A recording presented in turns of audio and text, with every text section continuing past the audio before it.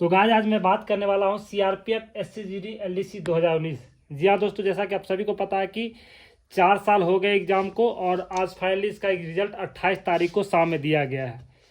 और अचानक रिजल्ट दिया गया, जो भी दिया गया अच्छा हुआ है, क्योंकि जो लेट हो रहा था, जो डिले हो रहा था, जो कैंडिडेट लोग आस लगा के बैठे थे वो कहीं ना कहीं आज पूरा हुआ। बहुत सारे ऐसे कैंडिडेट थे जो सोच रहे थे कि रिजल्ट कब देगा, हर बार डेट पर डेट बढ़ता जा रहा है। तो मतलब ऐसा हुआ कि लास्ट में फाइनली अचानक से रिजल्ट दिया गया।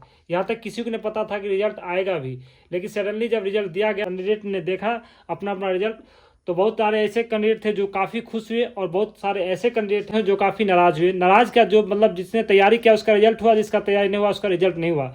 लेकिन बोलते हैं ना कि चाहे आप तैयारी करो ना करो, लेकिन आपने अगर एग्जाम दिया तो आपका आस रहता है कि कहीं ना कहीं मेरा भी रिजल्ट हो जाए। लेकिन जब रिजल्ट आने के बाद जब रिजल्ट नहीं निकलता है, बंदा अगर पास नहीं होता तो मन में बहुत दुखी होता है। स्वाभाविक बात है, कोई भी कैंडिडेट हो ऐसा फील होता है। तो मैं बात उसके नहीं करने वाला हूँ, बात में ये करने वाला हूँ कि जो पास हुए कैंडिडेट और फेल हुए कैंडिडेट, मैं इसके बारे में बताने वाला हूं कि पास हुए कैंडिडेट को क्या करना है और फेल हुए कैंडिडेट को क्या करना है। ठीक है, तो सबसे पहले मैं पास हुए कैंडिडेट को बता देना चाहता हूं दोस्तों।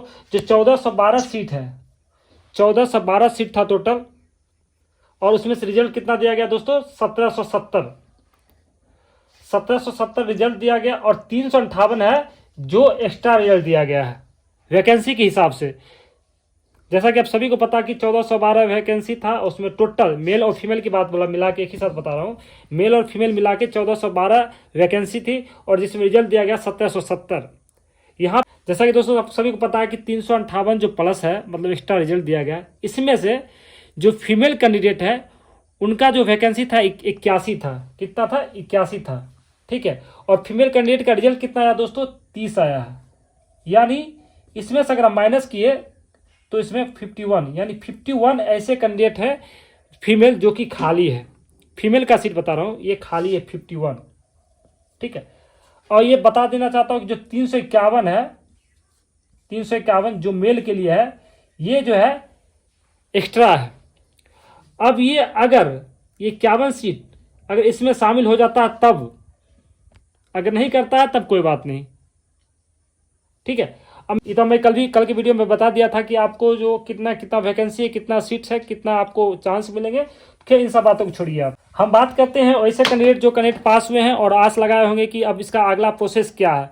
तो आगे का प्रोसेस मैं बता देना चाहता हूं दोस्तों। आपका जो नेक्स्ट मेडिकल डॉक्यूमेंट्स वेरिफिकेशन है, यानी मेडिकल भी होगा और साथ में आपका डॉक्यूमेंट वेरिफिकेशन। जैसा कि आप सभी को पता है कि जो सिग्नल आया है उसमें क्लियर लिखा हुआ है कि 7/1/24 तक जितने भी आपके डॉक्यूमेंट्स हैं, आपके जीसी में जो भी जीसी, चाहे बिलासपुर हो, रायपुर हो, मतलब पूरा जितना भी सीआरपीएफ का जीसी है, जहाँ भी आपका जो जितने भी कैंडिडेट का जमा है, आपका सर्विस बुक, जो आपका रिकॉर्ड, जो आपका सर्टिफिकेट, वो सब कहाँ जाना है दोस्तों?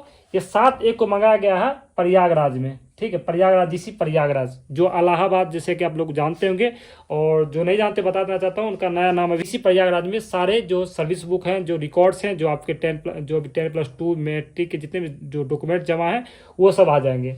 अब वैसे कैंडिडेट जिनका सिर्फ टेंथ का, बहुत सारे ऐसे कैंडिडेट होंगे जो 10th का मतलब मार्कशीट और सर्टिफिकेट जमा किए हैं। बहुत ऐसे कैंडिडेट होंगे जो सिर्फ और सिर्फ 10th का मार्कशीट और सर्टिफिकेट जमा किए। तो मैं उनको बता देना चाहता हूं दोस्तों कि आपका जब आपका डॉक्यूमेंट्स वेरिफिकेशन होगा, उस समय आपको 10+2 का वहां पर ले जाना होगा, जो ओरिजिनल आपका है वहां पर ले जाना होगा। ठीक है, और उस वहां पर जब ओरिजिनल ले जाइएगा तो आपको जमा भी करवा लिया जाएगा। 10+2 का जो आपका सर्टिफिकेट है वो आपको जमा भी करवा लिया जाएगा। ठीक है, और जो कैंडिडेट जिनका 10+2 का भी जमा है, उन कैंडिडेट को मैं पिछले वीडियो में बताया था, वो अपना जितने भी फोटो कॉपी है आपके 10+2 के मार्कशीट के, चाहे वो सर्टिफिकेट के 10th के, तो वो सभी सर्टिफिकेट का जो है फोटो कॉपी आपको ले जाना अनिवार्य है। डॉक्यूमेंट वेरिफिकेशन वही होगा। और खासकर जिनको आरक्षण मिला, जो SC ST वाले हैं, OBC वाले हैं, तो ये सब थोड़ा ध्यान रखिएगा। आप लोग अपना कास्ट सर्टिफिकेट जरूर बना लीजिएगा, क्योंकि कास्ट सर्टिफिकेट बहुत ही अनिवार्य है। आपका कास्ट सर्टिफिकेट देखा जाएगा, क्योंकि आपका अगर रिजल्ट दिया गया है तो उस बेसिस पे दिया गया है आपके कास्ट के हिसाब से। ठीक है, जो मेडिकल डॉक्यूमेंट वेरिफिकेशन है, जहां तक मुझे पता है, जहां तक उम्मीद बताया जा रहा है, ये 16/1/24 से शुरू होना है। ठीक है, जो मेडिकल डॉक्यूमेंट वेरिफिकेशन है वो 16/1/24 से शुरू होना है। तो जितने भी कैंडिडेट हमारे पास हुए हैं उनके वीडियो में बताया था कि क्या क्या आपको तैयारी करना है जब आप जाओगे वहाँ। जब दोस्तों जब आपका मेडिकल डॉक्यूमेंट वेरिफिकेशन होगा तो आपको मैं कल के वीडियो में बताया था, मेडिकल से पहले आपका डॉक्यूमेंट वेरिफिकेशन होगा, ठीक है, याद रखना। आपका जब डॉक्यूमेंट वेरिफिकेशन होगा तो आपको ले जाना सबसे पहले 10th का सर्टिफिकेट, ठीक है, फिर 10+2 का मार्कशीट, ठीक है, उसके बाद आई कार्ड का फोटो कॉपी, फिर पासपोर्ट साइज 4 फोटो, ठीक है। उसके बाद साथ में आपका हेल्थ कार्ड, साथ में आपका दोस्तों हेल्थ कार्ड, ठीक है। इतना चीज आप जरूर करना दोस्तों, 1 2 3 4 5, जहाँ तक मुझे जानकारी है आप ये चीज़ जरूर ले जाइएगा, ठीक है। इसको कभी भूलिएगा ना, इसका सबका फोटो कॉपी जरूर ले जाइएगा, ठीक है। और ओरिजिनल आपको हेल्थ कार्ड ले जाना है और आई कार्ड, ये आपका ओरिजिनल ले जाना है। और जिन कैंडिडेट का 10+2 का मार्कशीट और सर्टिफिकेट जमा नहीं है अपने ग्रुप जीसी में, तो उनको ओरिजिनल भी ले जाना होगा, ठीक है। बाद में जिनका जमा हो सिर्फ फोटो कॉपी ले जाएंगे क्या दोस्तों, ठीक है। यहाँ तक जो भी था क्लियर हो गया डाउट दोस्तों।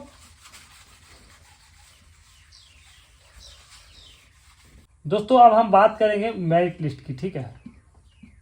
ये सबसे बड़ा इंपॉर्टेंट है किसी भी एग्जाम के लिए। मेरिट लिस्ट सबसे बड़ा इंपॉर्टेंट होता है। इसमें कैंडिडेट बहुत सारे ऐसे हैं जो मार्क खा जाते हैं और हम नहीं चाहते हैं कि वैसे कैंडिडेट जो पास हुए मार्क खाए, ठीक है। तो हम आशा करते हैं कि उनका भी रिजल्ट हो। तो मैं बात करता हूं दोस्तों जो मेरिट लिस्ट की, मेरिट लिस्ट में किन कैंडिडेट का नाम आएगा। बहुत सारे ऐसे कैंडिडेट हैं जो सिर्फ और सिर्फ मार्क्स लाए हैं। जैसे कि आप सभी को पता, जिन कैंडिडेट का 73 नंबर ओवरऑल मार्क्स आया है, 73, यानी कि आपका जो डिपार्टमेंटल उसमें 32.5 number, math reasoning GK GS में 27 नंबर और हिंदी इंग्लिश मिला के आपको कितना नंबर, 13.5 नंबर, यानी कुल मिला के आपको तीनों सब्जेक्ट में 45% मिला के आपका 73 मार्क्स होना चाहिए, तभी आपका रिजल्ट दिया गया, ठीक है। तो बात ऐसा नहीं करेंगे सब 73 तो जिनका है अगर 73 है, ठीक है, अगर जो बंदा कोर्स किया तो कोर्स का है, कोर्स का नंबर, साथ में आपका सर्विस, कितना साल आपने सर्विस किया, उसका नंबर ऐड होने के बाद जितना नंबर आपका बनता है उसके हिसाब से आपका मेरिट लिस्ट दिया जाएगा, चाहे कोई भी कैंडिडेट हो, ठीक है। तो इसलिए मैं बता रहा हूँ दोस्तों, जो भी है कोर्स नहीं किए हैं, जो जिनका सर्विस नया, जैसे 14 वाले 15 वाले जो कैंडिडेट नए हैं, उनका हो सकता है दोस्तों कि अगर कोर्स सर्विस नहीं की है और ओवरऑल और मार्क्स अगर आपका 73 है तो वो वैसे कैंडिडेट छट सकते हैं, ठीक है।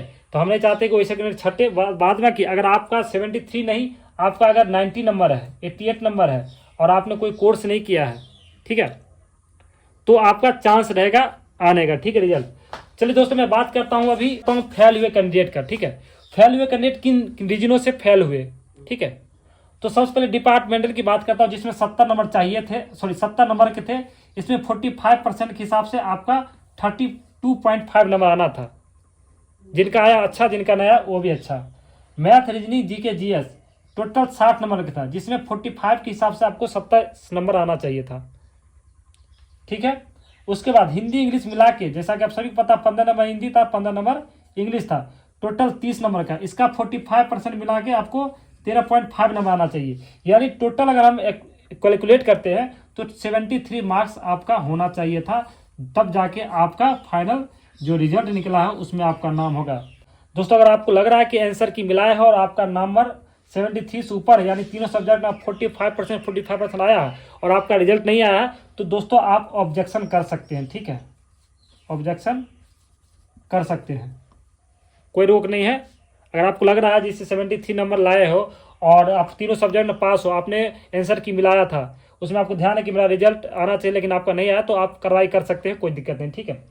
दूसरी बात दोस्तों, जो सेकेंड शिफ्ट में एग्जाम लिया गया था उसमें 4 नंबर जोड़े गए थे, ठीक है। अगर आपका अगर 23 नंबर थे, सपोज कीजिए आपका इसमें 23 नंबर थे, ठीक है, मैथ रीजनिंग जीके जीएस में, 4 नंबर ऊपर से ऐड किया गया है, यानी 27 नंबर वो कैंडिडेट पास है, ठीक है, ध्यान रखिएगा, वैसे कैंडिडेट पास किए गए हैं। दूसरी बात है दोस्तों, जो आपका कोर्ट केस हुआ था,